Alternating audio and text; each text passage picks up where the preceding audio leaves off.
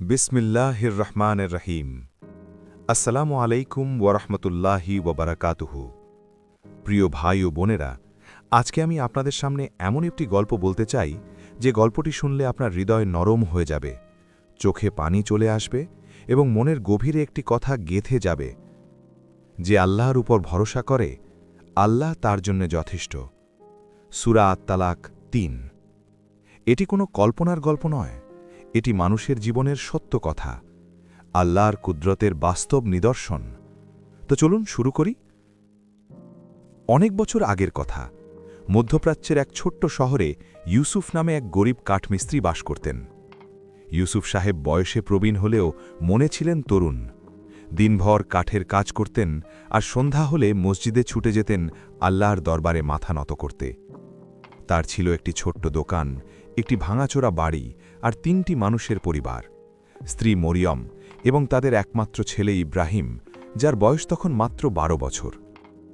ইউসুফ সাহেব ধনী ছিলেন না, কিন্তু তার কাছে যা ছিল তা অমূল্য: মনের শান্তি, আল্লাহর উপর অটল বিশ্বাস এবং সন্তুষ্টির অন্তর। প্রতিদিন সকালে তিনি দোকান খোলার আগে ২ রাকাত নামাজ পড়তেন, তারপর বলতেন, বিসমিল্লাহ, ইয়া আল্লাহ, আজকের রিজিক তুমিই দেবে, আমি তোমার উপর ভরসা করলাম। একদিন হঠাৎ বিপদ এলো। শহরে নতুন একটি বড় আসবাবপত্রের দোকান খুলল। মালিক ধনী, বিদেশ থেকে আনা চকচকে আসবাব আর কম দামে বিক্রি করছে। মানুষ দলে দলে সেই দোকানে যেতে লাগল। ইউসুফ সাহেবের ছোট্ট দোকানে আগে যেখানে রোজ ১০-১২ জন মানুষ আসতেন, এখন একদিনেও ২ জন আসেন না। সপ্তাহ গেল, মাস গেল, আয় প্রায় শূন্যে নেমে এলো। বাড়ির খরচ চলছে না, ছেলে ইব্রাহিমের স্কুলের বেতন বাকি পড়ে গেছে, ঘরে চাল ডাল প্রায় শেষ। স্ত্রী মরিয়ম একদিন রাতে কাঁদতে কাঁদতে বললেন, এভাবে কি চলবে? ছেলেকে কি স্কুল ছাড়িয়ে দিতে হবে? কোনো পথ কি নেই? ইউসুফ সাহেব চুপ করে রইলেন কিছুক্ষণ, তারপর শান্তভাবে বললেন, মরিয়ম, আমরা কি কোনোদিন না খেয়ে থেকেছি? কোনোদিন কি আল্লাহ আমাদের ফেলে দিয়েছেন? তিনি যদি আজ পরীক্ষা করছেন, তাহলে আমাদের কাজ হল ধৈর্য ধরা এবং বিশ্বাস রাখা। মরিয়ম চোখ মুছলেন, বললেন, কিন্তু রাস্তা কোথায়? ইউসুফ বললেন, রাস্তা আল্লাহ দেখাবেন, আমাদের শুধু তার দরজায় দাঁড়িয়ে থাকতে হবে। সেই রাতে ইউসুফ সাহেব ঘুমাতে পারলেন না। মধ্যরাতে উঠলেন, অজু করলেন, জায়নামাজে দাঁড়ালেন, তাহাজ্জুদের নামাজ পড়লেন, সিজদায় গেলেন। আর তখন তার চোখ দিয়ে পানি পড়তে লাগল। বললেন, ইয়া আল্লাহ, তুমি জানো আমার অবস্থা, তুমি আমার গোপন কথা জানো, আমার পরিবার আছে, তাদের হক আছে। ইয়া রাব্বি, তুমি আমাকে সাহায্য করো, আমি কারো কাছে হাত পাততে চাই না, শুধু তোমার কাছে চাই। সিজদায় পড়ে তিনি দীর্ঘক্ষণ কাঁদলেন। রাসূলুল্লাহ সাল্লাল্লাহু আলাইহি ওয়াসাল্লাম বলেছেন, বান্দা তার রবের সবচেয়ে কাছে থাকে যখন সে সিজদায় থাকে। সহিহ মুসলিম। সেই রাতে ইউসুফ সাহেব অনুভব করলেন একটি অদ্ভুত শান্তি তার বুকের ভেতরে নেমে এসেছে। মনে হলো কেউ যেন বলল, ভয় নেই, আমি আছি। পরের দিন সকালে ইউসুফ সাহেব যথারীতি দোকান খুললেন। সেদিন মাত্র একজন খদ্দের এলো, একজন বৃদ্ধ লোক, মাথায় সাদা পাগড়ি, লম্বা সাদা দাড়ি। লোকটি বললেন, ভাই, আমি একটি বড় মাদ্রাসা তৈরি করছি, আমার অনেক কাঠের আসবাব দরকার, দরজা, জানালা, ক্লাসরুমের টেবিল চেয়ার সব। আমি এই এলাকায় ভালো মিস্ত্রি খুঁজছিলাম, কেউ একজন আপনার নাম বলল। ইউসুফ সাহেব অবাক হয়ে জিজ্ঞেস করলেন, কে বলল? লোকটি একটু হেসে বললেন, সেটা মনে নেই, তবে আল্লাহ চাইলে ঠিক লোকের কাছেই পাঠান। সেই একটি কাজ, মাদ্রাসার কাজ, পুরো ৩ মাসের রোজগার দিয়ে দিল। শুধু তাই নয়, মাদ্রাসার কাজ দেখে আরও মানুষ এলো। একজন হাসপাতালের ট্রাস্টি এলেন, একজন বড় বাড়ির মালিক এলেন। মাস ৩ মধ্যে ইউসুফ সাহেবের দোকান আগের চেয়ে অনেক বেশি চাঙা হয়ে উঠল।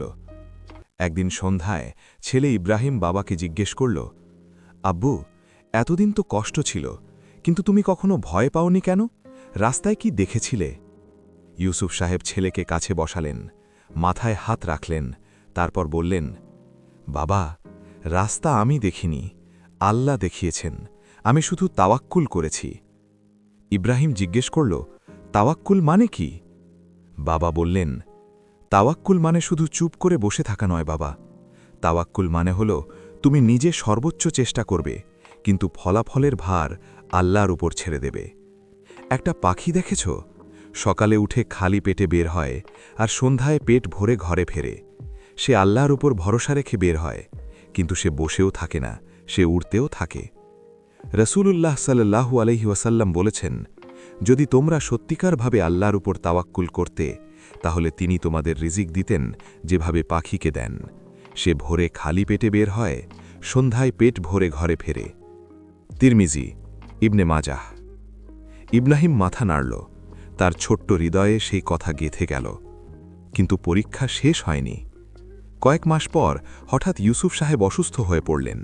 বুকে ব্যথা। ডাক্তার বললেন হার্টের সমস্যা, অপারেশন দরকার। অপারেশনের খরচ অনেক বেশি, সঞ্চয় নেই বললেই চলে। এবার মরিয়ম সত্যি ভেঙে পড়লেন। বললেন, এখন কি হবে? এত টাকা কোথায় পাব? ইউসুফ সাহেব হাসপাতালের বিছানায় শুয়ে স্ত্রীর হাত ধরলেন। বললেন, মরিয়ম, মনে আছে সেই কঠিন সময়ে আল্লাহ কিভাবে সাহায্য করেছিলেন? এবারও করবেন। তুমি শুধু নামাজে দাঁড়াও, দোয়া করো। মরিয়ম কাঁদতে কাঁদতে বললেন, কিন্তু এবার? ইউসুফ বললেন, আল্লাহ কি কারো বোঝার বেশি চাপ দেন? না, দেন না। সূরা বাকারায় আল্লাহ বলেছেন, আল্লাহ কাউকে তার সাধ্যের বাইরে বোঝা চাপ দেন না। এটা তার প্রতিশ্রুতি। পরের দিন সকালে মাদ্রাসার সেই বৃদ্ধ লোকটি এলেন। তিনি খবর পেয়ে এসেছিলেন। সাথে আরও কয়েকজন, যাদের বাড়িতে আর মসজিদে ইউসুফ সাহেব কাজ করেছিলেন। তারা সবাই মিলে অপারেশনের পুরো খরচের ব্যবস্থা করে দিলেন। কেউ জোর করেনি, কেউ বলেনি, তারা নিজেরা এসেছিলেন। বৃদ্ধ লোকটি বললেন, ইউসুফ ভাই, তুমি আমার মাদ্রাসায় কাজ করেছিলে মন দিয়ে, ঈমানের সাথে। তোমার হাতের কাজে বরকত আছে। আল্লাহ আমাকে পাঠিয়েছেন, এটা তোমার হক। ইউসুফ সাহেবের চোখে পানি এলো। অপারেশন সফল হল। কিছুদিন পর তিনি সুস্থ হয়ে উঠলেন। প্রিয় ভাই ও বোনেরা, ইউসুফ সাহেবের গল্প থেকে আমরা কি শিখলাম? প্রথম শিক্ষা, তাওয়াক্কুল মানে হাত গুটিয়ে বসে থাকা নয়।